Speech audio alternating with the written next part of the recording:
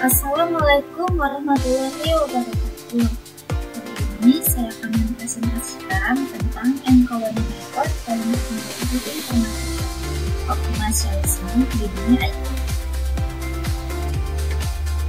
Definisi N-colony method.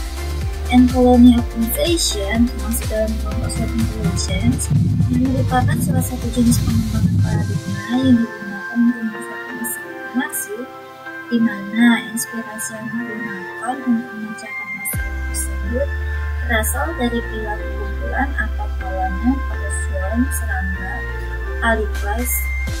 Setiap semut dalam kawanan yang berjalan akan meninggalkan feromon, semacam zat kimia, pada jalur yang dilalui. Feromon itu menjadi semacam sinyal bagi sesama semut. Jalur yang pendek akan memisahkan sinyal yang lebih keluar. Semut berikutnya, pada saat memutuskan jalur yang harus dipilih, biasanya akan cenderung memilih untuk mengikuti jalur dengan sinyal yang keluar, sehingga jalur pendek akan dipilih karena lebih banyak semut yang akan melewati jalur tersebut. Semakin banyak semut yang melewati suatu jalur, semakin maksimal jalur itu. Dengan metode N-colony optimization menjadi ini sebagai metode untuk menawar parameter BI. Latar belakang N-colony optimization. Algoritma koloni semut atau sebagian orang menyebutnya optimasi koloni semut atau N-colony optimization (SCO) sebenarnya adalah sebuah paradigma untuk merancang algoritma metaheuristik untuk permasalahan optimasi yang bersifat kombinasi. Dari esensi dari algoritma N-colony optimization adalah kombinasi dari informasi struktur solusi dan menggunakan informasi mengenai struktur solusi baik yang dioptimalkan. Definisi lain mengatakan bahwa optimisasi koloni semut adalah sebuah metode optimalisasi heuristik penyelesaian masalah mengenai jalur tercepat atau permasalahan optimalisasi yang lainnya dengan menggunakan asas tentang waktu semut secara biologi. Filosofi dari optimisasi koloni semut adalah: 1. Dengan cara masalah adalah koloni semut mencari makanan. Yang kedua, jumlah alternatif solusi adalah semut di dalam koloni tersebut. Yang ketiga, populasi dari jumlah alternatif solusi adalah masing-masing waktu koloni ini mencari makanan dan kembali ke sarang mereka. Yang keempat, kondisi filosofis yang digunakan adalah bahwa koloni semut melakukan perjalanan dengan bolak-balik makanan, dan prinsipnya bahwa tidak ada otak pusat yang mengawasi atau mengkontrol semut.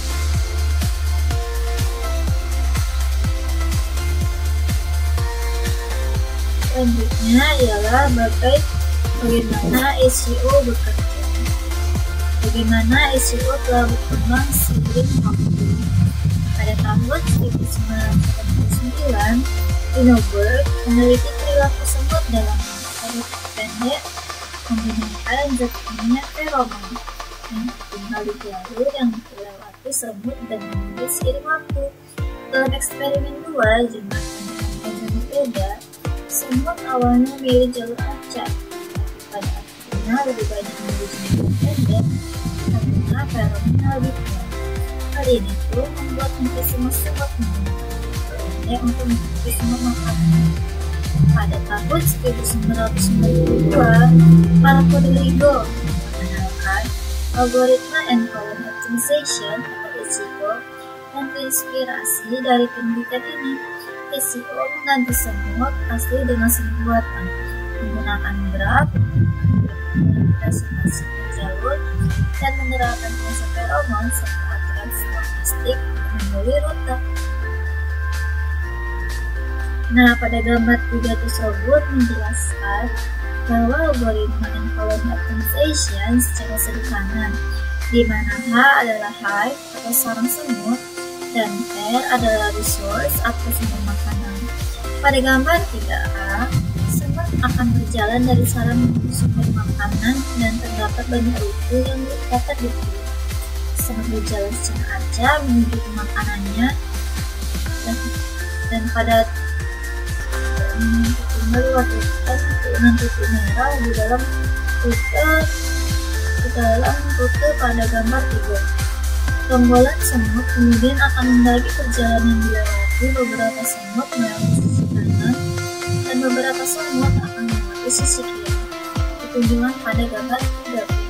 Pada gambar 3C, rombongan semut mampu menemukan rute terpendek dari sarang menuju sumber makanan dengan memanfaatkan jejak feromon yang mereka tinggalkan. Semakin banyak feromon tinggal di suatu rute yang bisa kemungkinan semut lain akan menjadi rute tersebut.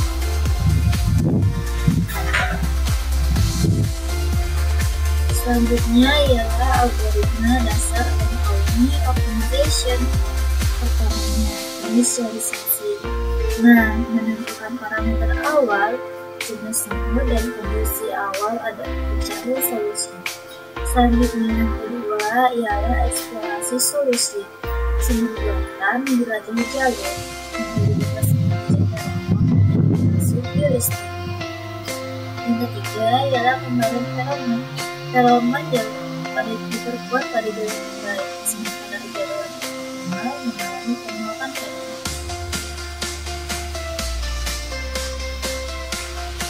Selanjutnya ialah end-colony system atau ACS. End-colony system atau ACS adalah sebuah metodologi yang berdasarkan pada semut. Pada algoritma end-colony system, semut berfungsi sebagai agen yang ditugaskan untuk mencari solusi terhadap suatu masalah optimisasi. ACS selalu diterapkan dalam berbagai bidang, salah satunya adalah untuk mencari solusi optimal pada problem testing dengan memberikan sejumlah entity. ISP dapat didefinisikan sebagai suatu permasalahan dalam menemukan diri pendek dengan mengunjungi setiap titik yang membuat penyelesaian. Karakteristiknya end-colony system ACS. Terdapat 3 karakteristik utama dari ACS. Nah, untuk yang pertama yaitu aturan transisi status. Untuk yang kedua, aturan pembaruan feromon lokal. Dan yang ketiga ialah aturan pembaruan feromon global. Nah, selanjutnya ialah mengapa menggunakan end-colony optimization. Nah, alasan kita menggunakan end-colony optimization yang pertama ialah end-colony optimization adalah metode optimasi yang meniru cara semut mencari makanan. Alasan kedua, semut menggunakan jejak feromon untuk menandai jalur terbaik. Nah, untuk alasan ketiga, prinsip ini tuh diterapkan dalam komputer untuk mencari solusi optimal dalam berbagai permasalahan. Oke, selanjutnya ialah bagaimana end-colony optimization bekerja. Di dalam algoritma semut, diperlukan beberapa variabel dan tahapan untuk melakukan proses optimisasi, seperti halnya parameter yang terlibat seperti intensitas titik semut antar tempat, kapasitur semut, kekuatan pengendali intensitas jejak semut, kekuatan pengendali visibilitas antar tempat, banyak semut, kekuatan penguapan jejak semut, dan jumlah siklus maksimum.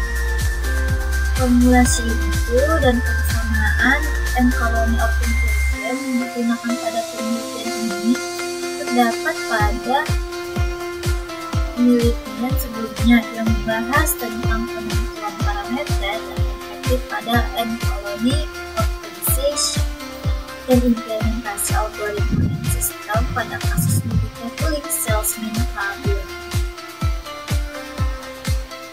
Nah, yang pertama ialah proses algoritma diawali dengan proses inisialisasi berupa parameter seperti jumlah semut, jumlah klik, akan siklus semut, intensitas jejak semut, penguapan jejak semut, jumlah siklus maksimum, intensitas tersebut atau titik, dan pengendalian visibilitas.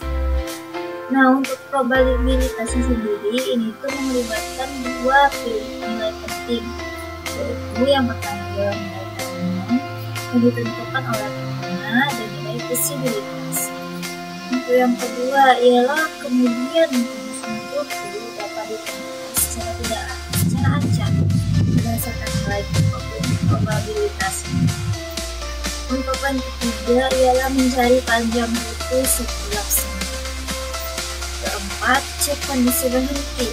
Salah satu kondisi yang memenuhi kondisi berhenti adalah ketika jumlah isolasi sudah memenuhi jumlah enzimis. Jika belum memenuhi kondisi berhenti, A. Menghitung matriks perubahan intensitas feromen tersebut. Yang B ialah menghitung matriks intensitas feromen global dari tersebut. Sedangkan C ialah perhitungan update.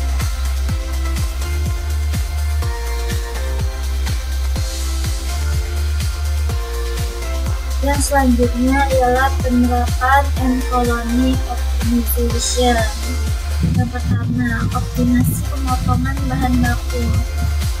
Deskripsinya, penelitian ini menggunakan algoritma hybrid and colony optimization dan local search untuk mengoptimalkan proses pemotongan bahan baku dalam industri bimbel.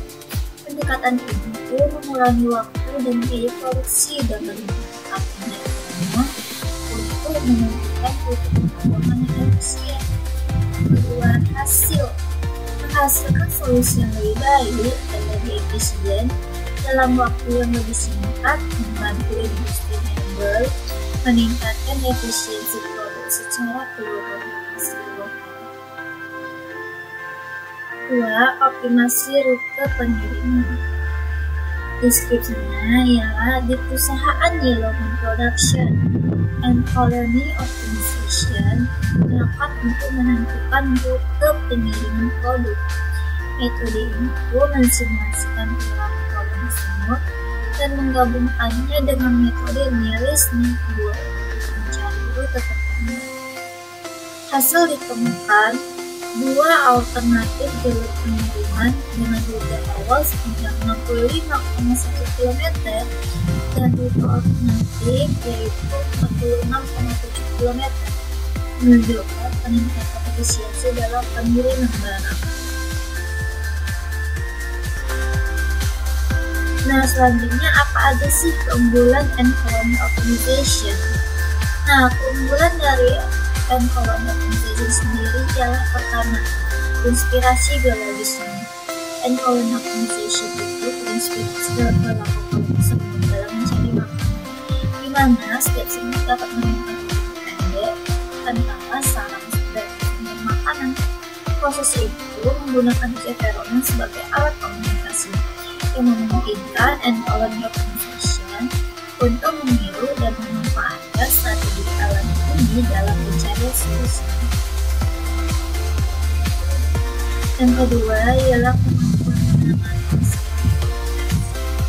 And colony optimization itu sangat efektif dalam menyelesaikan masalah optimasi kombinatorial dan kompleks seperti traveling salesman problem atau CSP, vehicle routing problem atau VRP, dan pengembangan proyek. Algoritma itu mampu menangani banyak variabel dan kondisi yang berubah-ubah. Yang ketiga, pendekatan probabilistik. Proses pemilihan jalur dalam colony optimization didasarkan pada probabilitas yang memungkinkan eksplorasi jalur baru sampai tetap memperkuat jalur yang sudah terbukti dengan ini pun mampu menghindari estimasi pada solusi lokal dan meningkatkan kemungkinan menemukan solusi global yang optimal. Yang keempat ialah fleksibilitas dan adaptabilitas. And colony optimization dapat dengan mudah diadaptasi untuk berbagai jenis masalah dan dapat dikombinasikan dengan algoritma lain untuk meningkatkan kinerjanya. Misalnya nih ya, and colony optimization itu dapat diintegrasikan dengan teknik lainnya seperti game algorithm atau simulated mencari hasil yang lebih baik. Yang kelima, efisiensi dalam waktu komputasi. Dalam beberapa studi, M-colony optimization menunjukkan efisiensi waktu komputasi yang lebih baik dibandingkan dengan algoritma optimasi lainnya. Misalnya, dalam kasus DSP dengan 75 kota, M-colony optimization dalam bentuk M-colony system hanya membutuhkan 3.480 simulasi. Nah, fitur ini pun menemukan solusi optimal, sementara genetik algoritma membutuhkan sekitar 80.000 simulasi. Yang keenam ialah penyimpanan memori solusi. M-colony optimization sendiri itu memiliki kemampuan untuk menyimpan informasi tentang solusi sebelumnya. Lalu yang membantu dalam pengambilan keputusan dan iterasi berikutnya. Ini tuh memungkinkan algoritma untuk belajar dari pengalaman masa lalu dan meningkatkan kinerja seiring berjalannya waktu. Nah, oke, setelah kita bahas bagian teorinya, sekarang kita akan masuk di bagian masalah atau studi kasusnya. Nah, ada beberapa jenis masalahnya dan sebagainya. Yang pertama yang kita bahas adalah masalah skala besar. M-colony optimization membutuhkan banyak sumber daya komputasi ketika diterapkan pada dataset besar. Semakin besar ruang pencarian, semakin lama waktu komputasi yang sangat dibutuhkan. Masalah kedua ialah contoh kasus skala besar. Penggunaan M-colony optimization dalam logistik dan bagaimana skala data yang besar mempengaruhi efisiensi. Nah, itu untuk soal kedua ya. Untuk masalah berikutnya yang ketiga ialah masalah parametrisasi. Tantangannya sendiri ialah sensitivitas terhadap parameter seperti penguapan feromon atau pengaruh feromon atau dan informasi heuristik. Dampaknya ialah parameter yang tidak tepat dapat menyebabkan konvergensi lokal atau hasil yang suboptimal. Nah, untuk masalah selanjutnya ialah masalah terjebak dalam solusi lokal. Jika jalur yang kurang optimal diperbuat terlalu cepat, sistem dapat terjebak pada solusi tidak efisien. Kurangnya eksplorasi alternatif membuat algoritma terkunci pada suatu jalur.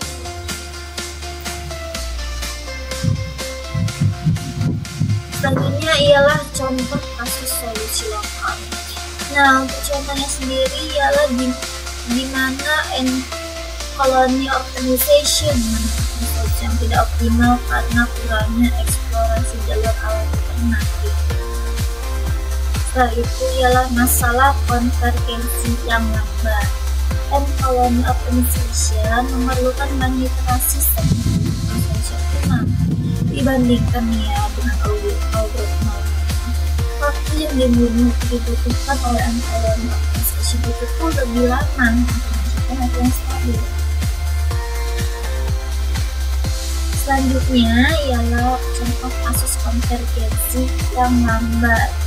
Studi kasus menunjukkan tentang bagaimana M-colony optimization mengalami waktu pemrosesan yang lebih lama dibandingkan dengan algoritma lain. Selanjutnya ialah masuk ke masalah kualitas data. Nah, M-colony optimization sendiri itu mempunyai tantangan, yaitu ketergantungan pada kualitas data input yang digunakan dalam algoritma, dan ini tuh berdampak membatasi aplikasi M-colony optimization sendiri pada masalah berskala besar. Untuk masalah pemilihan parameter yang sulit, M-colony optimization sendiri membutuhkan banyak sumber daya komputasi ketika diterapkan pada data besar, Jika semakin besar ruang pencarian, maka semakin lama pula waktu prosesor yang kita butuhkan. Selanjutnya ialah contoh kasus parameter yang tidak tepat. Nah, bagaimana kesalahan dalam penilaian parameter memberikan hasil yang tidak maksimal? Selanjutnya ialah masalah implementasi di dunia nyata. Tantangannya N-colony optimization sendiri ialah kesulitan dalam menerapkan N-colony optimization di dunia nyata karena kompleksitas sistem dan faktor eksternal. Dampaknya ialah tidak sesuai dengan asumsi dasar algoritma yang ideal. Selanjutnya ialah masalah keseimbangan eksplorasi dan eksploitasi. Nah, eksplorasi itu terlalu sedikit membuat algoritma cepat terkunci pada solusi yang kurang banyak optimal. Nah, dan kebalikannya, eksplorasi terlalu banyak dapat memperlambat pencarian solusi terbaik. Ini ada contoh kasus eksplorasi vs eksploitasi. Nah, bagaimana ketidakseimbangan antara eksplorasi dan eksploitasi dapat mempengaruhi hasil optimasi. Selanjutnya ialah masalah penguatan feromon. N-colony optimization sendiri mempunyai tantangan tentang penguatan feromon yang terlalu cepat atau lambat dapat mempengaruhi hasil. Nah, dampaknya ialah penguapan yang cepat mengurangi informasi jalur, sedangkan penguapan lambat dapat menyebabkan stagnasi. Nah, setelah kita bacakan tadi beberapa masalahnya, sekarang kita masuk ke dalam solusi masalah. Nah, untuk solusi pertama ialah untuk mengatasi kebutuhan sumber daya komputasi yang tinggi saat menggunakan N-colony optimization atau NCO pada dataset besar. Beberapa pendekatan yang telah diusulkan dalam penelitian meliputi: pertama ialah komputasi paralel dan akselerasi GPU. Implementasi N-colony optimization sendiri pada unit pemroses grafis atau GPU dapat mempercepat proses komputasi. Contoh penelitiannya ialah Tensorized N-colony optimization for GPU acceleration, menunjukkan bahwa N-colony optimization yang dioptimalkan dengan GPU dapat mencapai percepatan hingga 10.921 kali dibandingkan dengan N-colony optimization standar. Selanjutnya ialah N-colony optimization atau NCO sering memerlukan banyak iterasi untuk mencapai solusi optimal yang dapat menyebabkan waktu konvergensi lebih lama dibandingkan dengan algoritma lain. Nah, untuk mengatasi masalah ini ada beberapa pendekatan yang dapat dilakukan, meliputi implementasi komputasi paralel. Dengan metode proses simulasi pergerakan semu menjadi beberapa thread atau proses paralel.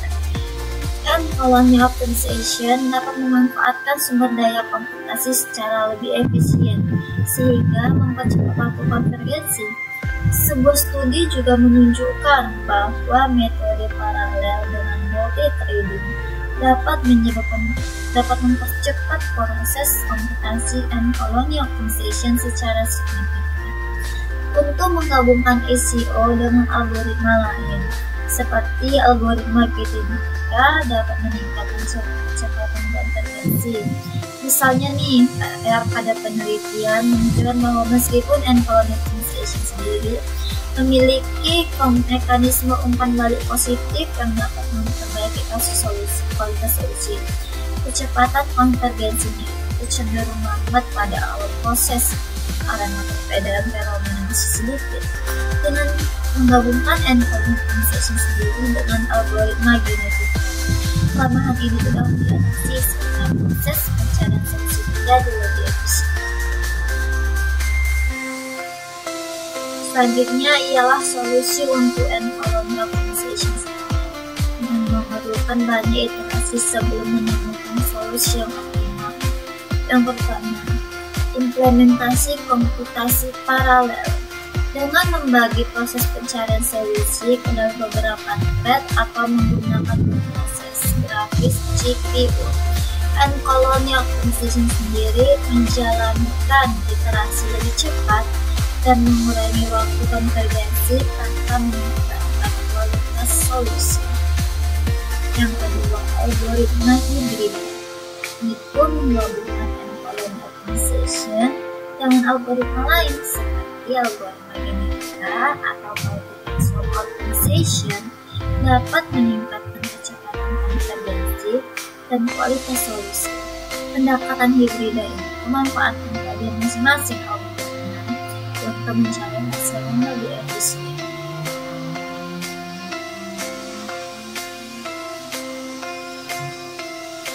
Nah, selanjutnya ialah N-colony optimization dapat terjebak pada solusi lokal jika jalur yang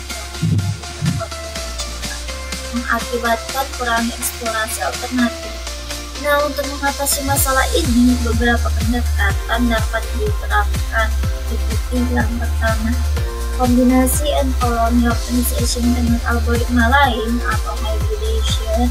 Menggabungkan N-colony optimization dengan algoritma lain seperti Firefly algorithm atau BK dapat meningkatkan diversifikasi pencarian dan mencegah perubahan algoritma pada solusi lokal. Penelitian juga menunjukkan bahwa metode hybrid atau PFA menghasilkan solusi yang lebih baik dibandingkan dengan penggunaan N-colony optimization atau Firefly algorithm secara terpisah. Nah, untuk yang kedua ialah penerapan search heuristic. Mengintegrasikan heuristik pencarian lokal ke dalam N-colony optimization dapat membantu menemukan solusi yang lebih baik dan mencegah terjebaknya algoritma pada umum lokal. Dalam penelitian terkait penerapan pencarian lokal itu meningkatkan kualitas solusi yang dihasilkan oleh N-colony optimization. Selanjutnya ialah eksplorasi terlalu sedikit dan memberikan algoritma terkunci pada solusi suboptimal. Sementara eksplorasi yang berlebihan dapat memperlambat proses pencarian. Solusi terbaiknya untuk mengatasi tantangan ini, beberapa pendekatan dapat diterapkan. Yang pertama ialah penerapan algoritma hybrid. Menggabungkan N-colony optimization dengan metode pencarian lokal dapat meningkatkan efisiensi algoritma. Misalnya nih ya, penelitian menunjukkan bahwa kombinasi N-colony optimization dengan pencarian lokal dapat meningkatkan efisiensi pengumpulan data dalam instruksi metode. Selanjutnya ialah yang kedua, penggunaan parameter yang tepat. Penentuan parameter seperti jumlah semut, laju feromon, dan faktor heuristik sangat mempengaruhi keseimbangan antara eksplorasi dan eksploitasi. Penelitian juga menunjukkan bahwa pemilihan parameter yang tepat dapat meningkatkan kinerja optimization dalam menyelesaikan masalah distribusi dengan time windows.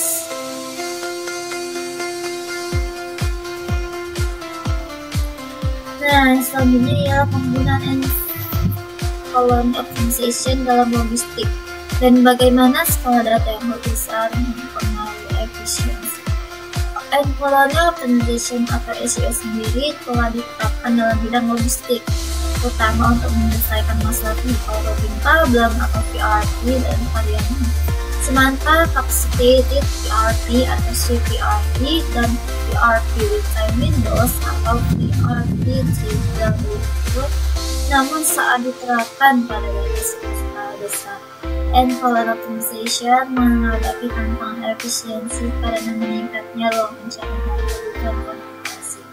Pendekatan seperti komputasi paralel dan algoritma hibrida telah diusulkan untuk mengatasi masalah ini.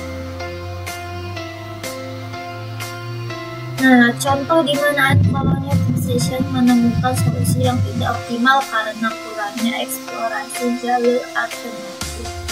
Dalam algoritma N-colony optimization atau ACO, terdapat Risiko algoritma terjebak pada solusi lokal yang tidak optimal jika jalur yang kurang optimal diperkontrol lebih cepat, mengakibatkan kurangnya eksplorasi jalur alternatif. Untuk mengatasi masalah ini penting banget untuk menggunakan mekanisme pengaman feromen yang tepat yang memungkinkan pengurangan jejak feromen seiring waktu, sehingga mendorong eksplorasi jalur baru dan mencegah konvergensi pemetak pada solusi suboptimal. Selanjutnya ialah pengaruh kesalahan pemilihan parameter dalam puisi. Pemilihan parameter A dan B yang tidak tepat dapat menyebabkan n-colony optimization adalah solusi yang kurang optimal. Alpha menentukan pengaruh feromen, sedangkan beta menentukan informasi jarak. Jika alfa terlalu tinggi, algoritma tergantung pada feromen dan bereksplorasi jalur baru. Sebaliknya nih, jika beta terlalu tinggi, eksplorasi menjadi terlalu luas tanpa mempertimbangkan pengalaman sebelumnya, sehingga memperlambat konvergensi. Studi menunjukkan bahwa keseimbangan antara kedua parameter ini itu sangat penting dalam optimasi root.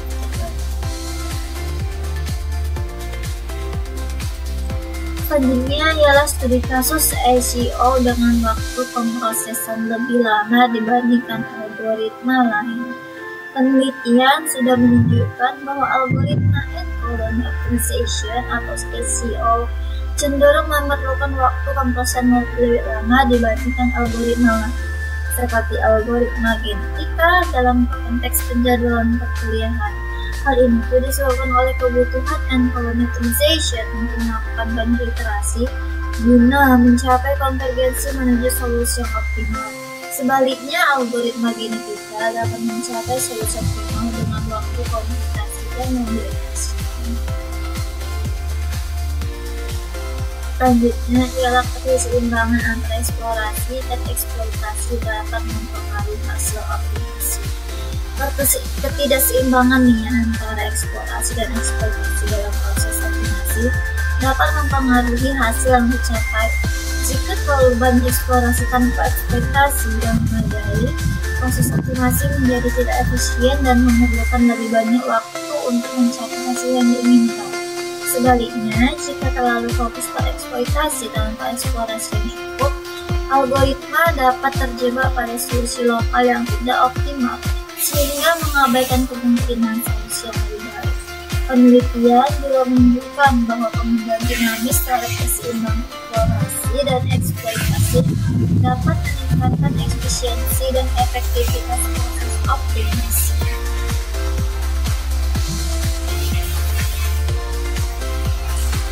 Nah, mungkin hanya itu yang bisa saya sampaikan. Saya Cynthia Nawasa ingin menyampaikan terima kasih dan permohonan maaf jika ada kesalahan, dan saya akui dan wabillahi taufiq wal hidayah. Wassalamualaikum warahmatullahi wabarakatuh.